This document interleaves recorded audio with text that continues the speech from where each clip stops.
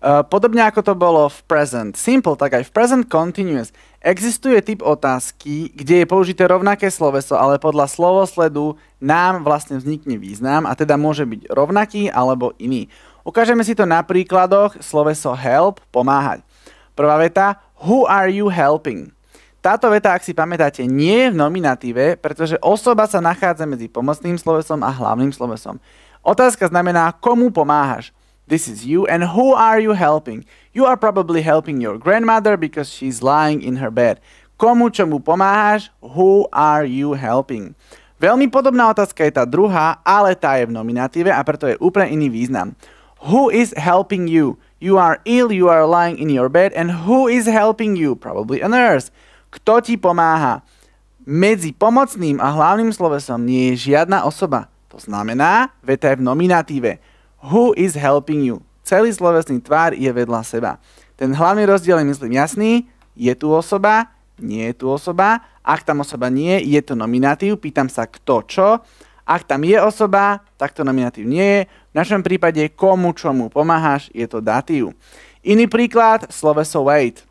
Who are you waiting for? Na koho čakáš? Nie je to nominatív, práve preto musíme ísť do iných pádov. Je tu predložka, a teda na koho, na čo. Who are you waiting for? You are probably waiting for the doctor or for somebody. Druhá otázka.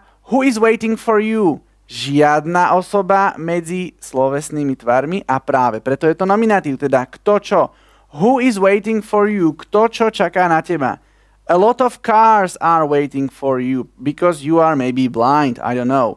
Čiže ešte raz, nominatív, who is waiting for you, nenominatív, who are you waiting for, na koho, na čo, čakáš, úplne iný pár. Na toto si treba dať pozor, pretože ak tam osobu dáte, už má otázka iný význam, zavedie vás to inde. Ak tam nie je osoba, je to iba nominatív a pýtam sa kto, čo. Teraz je rád na vás. Treba vytvoriť tento význam z týchto slov. Správna odpoveď. Who is looking at you right now? It's probably your mother. Who is looking at you because you are trying to eat some food from the fridge? And who is looking at you? It's your mother. Teda kto sa na teba pozerá? Kto čo? Je to nominatív, práve preto žiadna osoba medzi týmito slovesami a myslím si, že je to ostatné jasné. Druhá úloha. Správna odpoveď. Who are you looking at right now? Na koho sa práve teraz pozeráš? Who are you? Máme osobu medzi slovesami. Máme tu aj predložku na koho, na čo, takže je jasné, že to nie je nominatív. A práve vtedy vytvorím vetu tak, že napriek tomu, teda to opytovacie zámeno je rovnaké a možno by tu navozoval dojem, aha, to bude nominatív.